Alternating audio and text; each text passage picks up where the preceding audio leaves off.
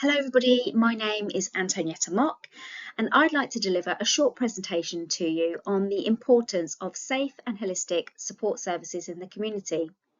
When we think about designing inclusive and effective pathways, it's essential that we are truly meeting the needs of the people that we serve.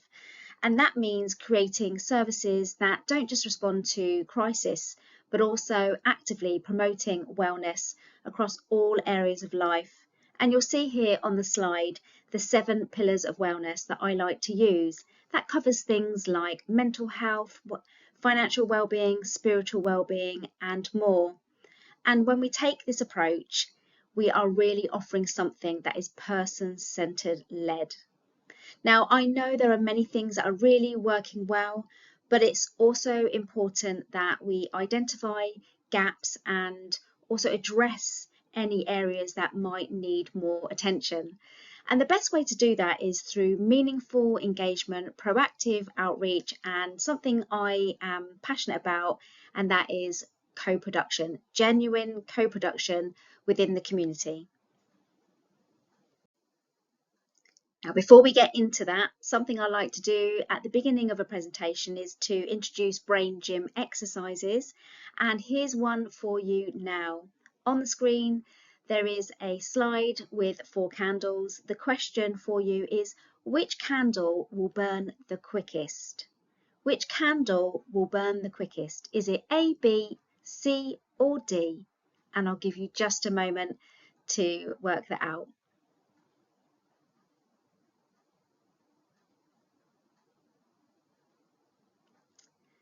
So only because of time, the answer for you is B, and that's because it's the only candle that's lit. Now, in January 2025, over 2 million people were in contact with mental health services across the UK. And I'm sharing that with you because for growing towns like Bletchley and Fenny, this really highlights the need to strengthen the local support systems, particularly as the population is growing and increasing. So the demand for accessible community-based mental health care is really important, and local councils play a vital role in that. For young people, it was over 493,000 that were in contact with mental health services. Now, I know there are many integrated services, but I do believe in making sure there are pathways that are dedicated for young people, and who better to ask what they might need, and that is the young people themselves. And while it's important that we are looking at the support services within the community, it's also essential that organisations, big or small, are also looking at the support that's being offered to staff. Later on in the presentation, there is a slide where I've put a project plan together that looks at embedding wellbeing and wellness in the workplace, and I'm very happy to share more about that. With 1 in 6 people experiencing a mental health problem, and that's the ones we know about, it's vital that staff, particularly those who are serving the community, receive the support that they need so that they can do their job well and be happy doing it. Now, the city is growing, Bletchley and Fenny also. You can see here on the slide that huge rise between 1911 and 1961, and then an even bigger surge in 2021. I'm sharing that because community wellbeing becomes even more important during these periods of rapid growth. And it's about planning ahead, really strategically thinking what might the city and also the town need, and what can we do to make sure that it's robust and that it's safe. You may have faced resistance. You may have had this question, why is it important? Now, looking at periods of growth, community support is really key to building emotional strength and good mental health within the community, and also Bletchley, Fenny as a town.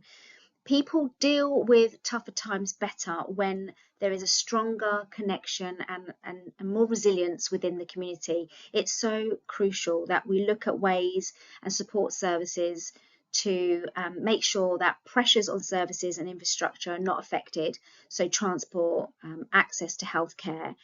bringing about more social cohesion and inclusion, so there is a real strong sense of belonging.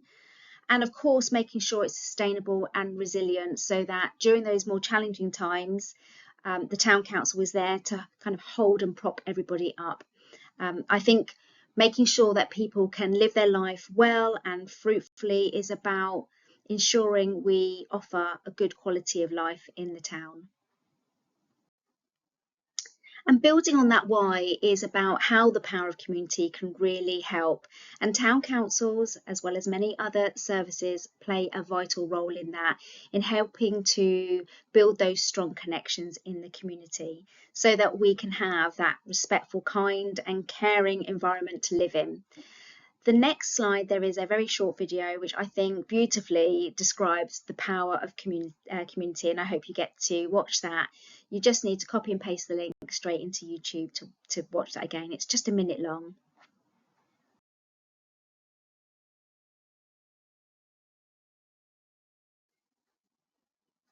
So I hope you had a chance to watch the video and that you enjoyed it. I'm bringing the presentation to a close, but just before, I wanted to share with you a really helpful resource that I've used, and it's how I live my life through the 5 ways of wellbeing. It's an evidence-based approach to living your daily life well, developed in 2008 by the Home Economics Foundation. Happy to talk more about that. Just reach out and ask. It's a really helpful resource. So thank you so much for watching and listening. I hope you enjoyed this short presentation. There are a couple more slides just after this, which just kind of outlines some of the collaboration work that can happen, the partnership relationships that can be built on or enhanced even further, and looking at some of the campaigns that I think support services should be aligned to, and the project plan around staff wellbeing, as I talked about earlier. Thank you very much. Take care, look after yourself and those around you.